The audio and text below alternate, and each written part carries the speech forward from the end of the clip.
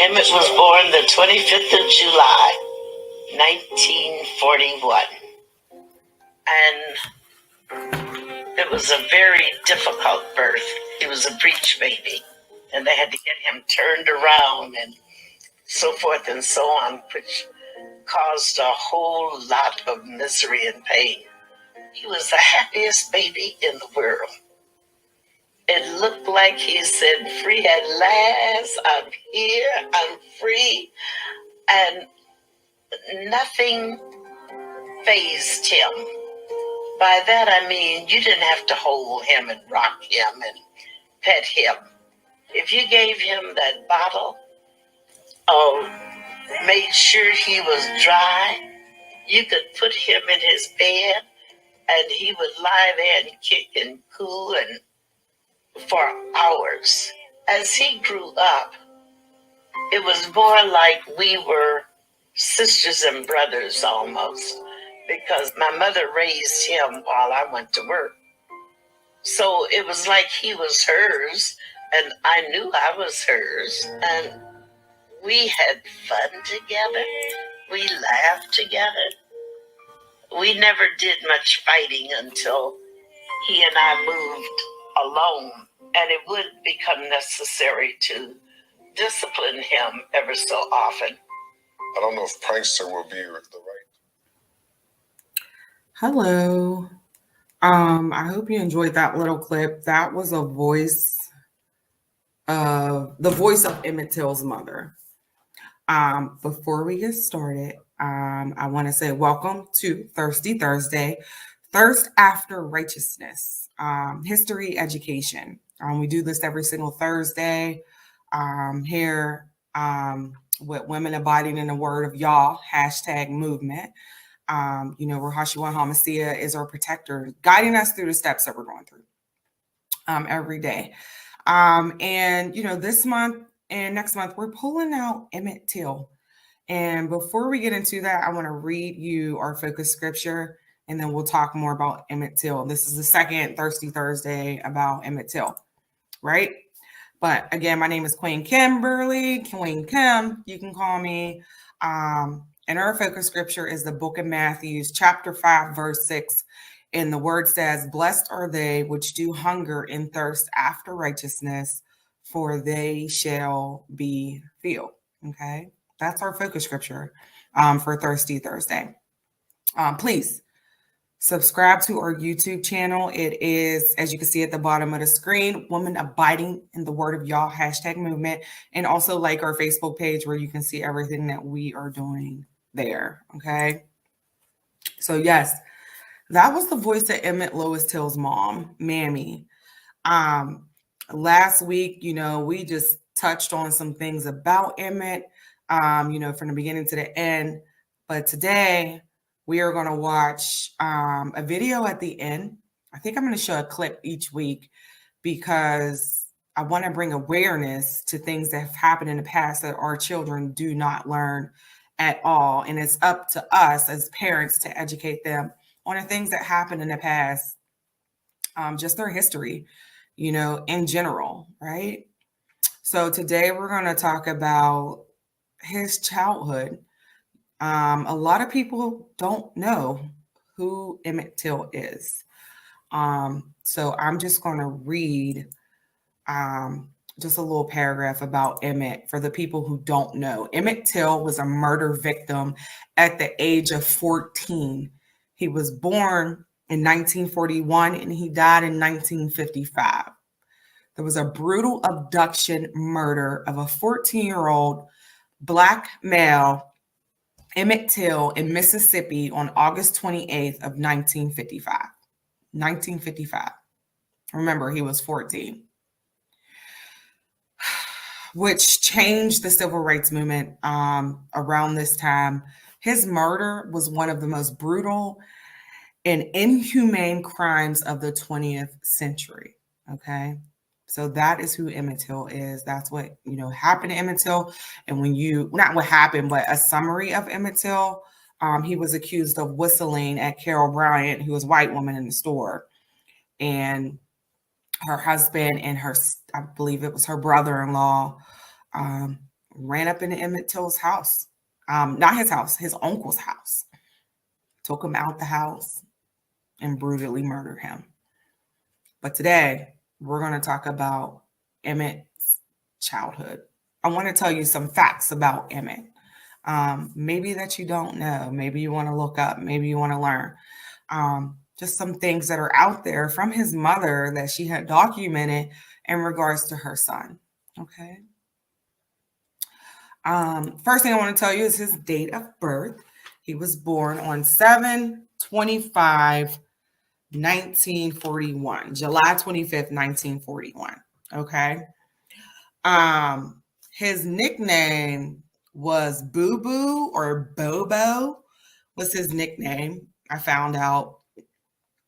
His mom said he was such a funny young boy and he was a high-spirited child. You might have a high-spirited child, that's just always up in the spirit, always in a good mood, always want to do things for others. She said that's who Emmett was. That was who her son was, right? He grew up in a middle-class Black neighborhood in Chicago on the South Side, right? The neighborhood was full of Black businesses. So yes, he was from Chicago, Illinois.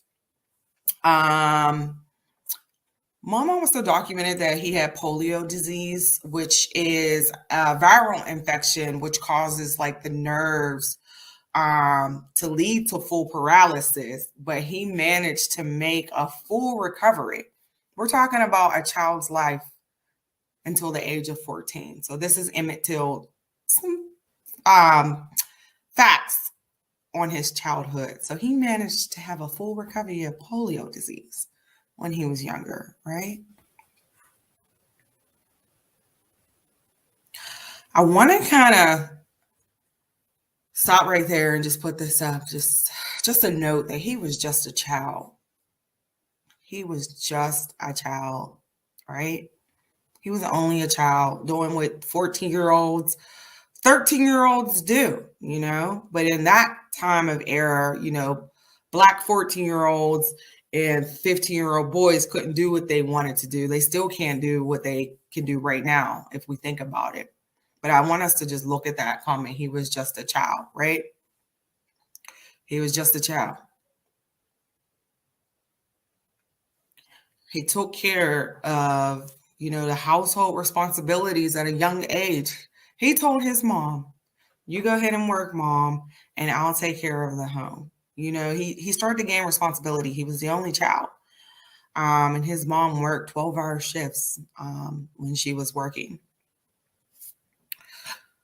I also found out, to all of my family that lives in Chicago, I looked this up, and McCosh Elementary School is still standing till this day. I don't know if it's still the same. I think I spelled that wrong. Let me fix it. I don't know if it's still the same. It just shows that we all make technical difficulties. I don't know if it's still the same school. I have to look into that. But he went to an all-Black McCosh Grammar School in Chicago. And I looked it up online, and there's a McCosh Elementary School in Chicago right now, which I thought was very, very interesting, very cool. I wonder if the children who go to that school know who Emmett Till is. I wonder if there's some history there. I would love to find that out. But that's one of the schools that Emmett Till went to, right?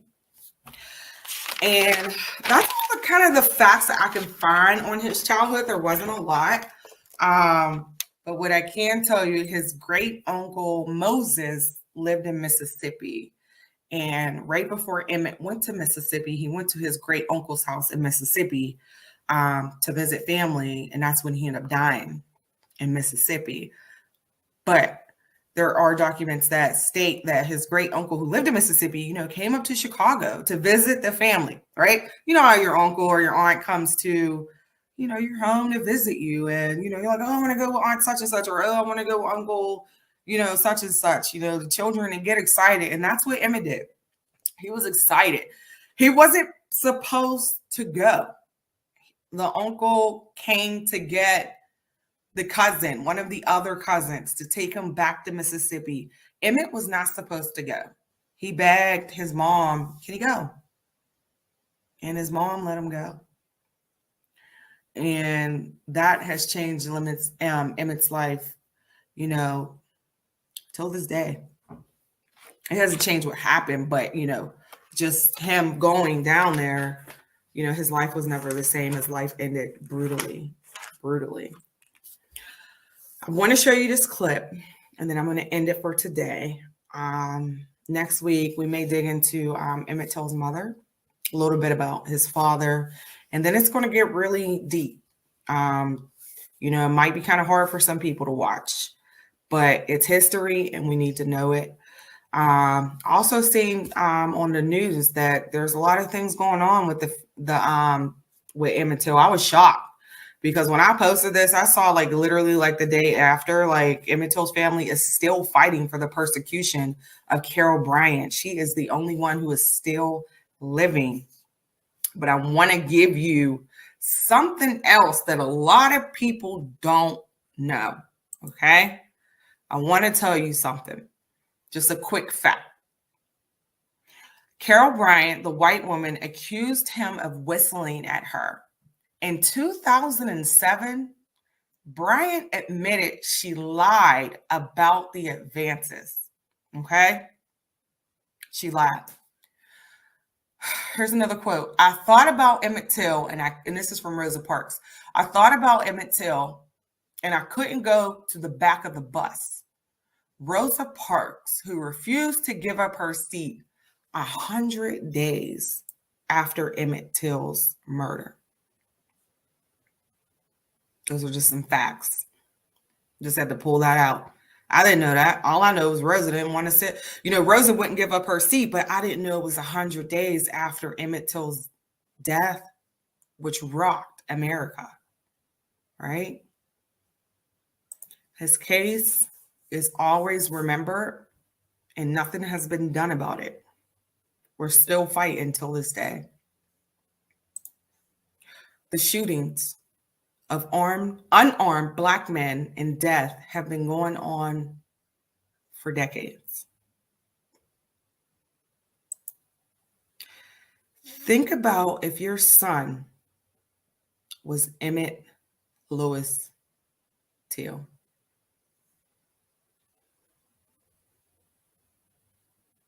And I just paused because I wanted you to think about it. That was your son. Everybody. If that was your son. I'm going to show you this video and I'm going to end it here. For some of you who may know, so for some of you who may not know, here's a brief video that gives you a little bit more in depth of some facts that happened with Emmett Till. And I'll see you next week. Thank you for joining us.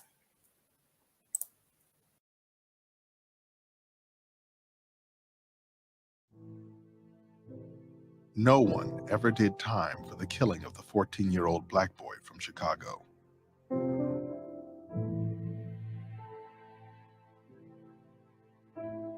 But his murder and the trial and acquittal of his killers sent a powerful message. If change was going to come, people would have to put themselves on the line. Contributions to civil rights groups soared. And 100 days after the death of Emmett Till, Rosa Parks refused to give up her seat to a white person, and the Montgomery bus boycott began.